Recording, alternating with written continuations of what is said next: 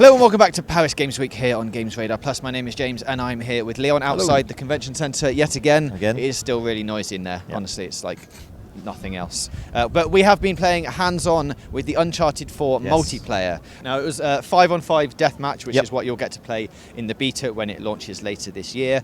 It's running at 60 frames a second, 900p in multiplayer. Yeah, there's going to be a contentious 30 in single player. That was the decision they made to keep the single player. I thought it looked a little like there was a slight graininess to it on the screens when I was watching it. And I guess maybe that's the 900 being upscaled, but that's the choice they've made to hit 60 for multiplayer. Yeah. So as we said, it's got loads of returning characters in it, but the brand new stuff in there is mystics and sidekicks. So let's talk a little bit about them. Now, mystics are things that you get that you can throw into the world. Yeah. So the mystics. The weird thing is all this new stuff kind of works like turrets, like homing missiles, like normal multiplayer stuff, but just dressed up in a slightly odd package. So mystics are artifacts that you can buy. You earn money in the game as you kill people, and there's treasure you can find and so on. And so mystics are, from the previous games, there's 5 in total. They've only revealed 3. So there's the Eldorado statue that you can sort of throw a grenade out, effectively, and this Eldorado statue pops up, and then loads of ghosts start attacking the enemy. There's a Sintamani stone, which is from Uncharted 2.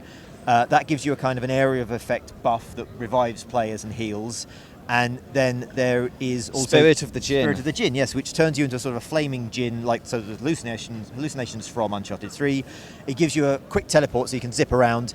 I think it also reduces your hit points slightly, so you're faster and more dangerous, but also more vulnerable. It's your melee attacks. In this game, so melee attacks take 3 hits to kill someone rather than 2 in the previous games. Yes. But if you've got Spirit of the Djinn on, it only takes 2 hits. Yes, that's it. So yeah, it buffs you up. Yeah. And 2 more that we don't know about yet. That's right. And then there's sidekicks, which are basically non-player controlled characters that will help you out. So you've got a sniper who will pick out targets for you. There's a medic, and there's a brute, and there's a hunter. So a brute is like a tank. He's very expensive. This is interesting. They're saying that he's the most expensive, so he often turns up at the end of a game. But because he's so powerful, he's like a big armoured man with a minigun. Because he's so powerful, he can often turn the tide of a match right at the end.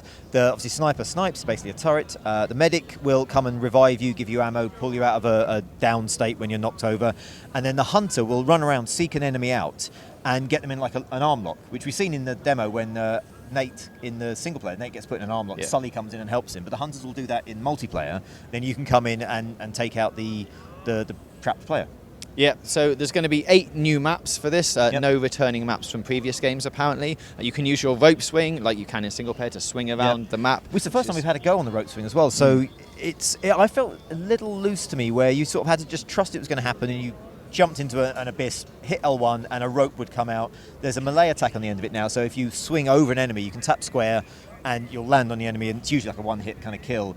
There was one bit I noticed where there's a branch that had rope bound around it, and I think that's an indication of how it will work in a single player, because you could always throw a rope up to this rope bound branch. So I think in the single player, that's how you'll know where you can swing. You'll see some rope wrapped around something. In multiplayer, you do get a little symbol to tell you that you can fight. It's not just jumping off a cliff. Yeah, hoping like over any gap or something, you run towards it. But what I found is you get very close to it before the symbol appeared, and you had to kind of learn where they were and just trust it was going to happen and just jump and go. Yeah, it's like any multiplayer map, I guess. You just learn the map and you know that you can jump off there, press L1, and it will do the rope swing, and you can hopefully get a melee attack on someone coming around the corner, that kind of thing. So that is it for our hands-on preview of Uncharted 4. The multiplayer beta hits December 4th through to the 13th, so if you've got the Uncharted collection, you can get in on that. And for all the information on everything Uncharted related, keep it here on GamesRadar Plus. All coming back to me now.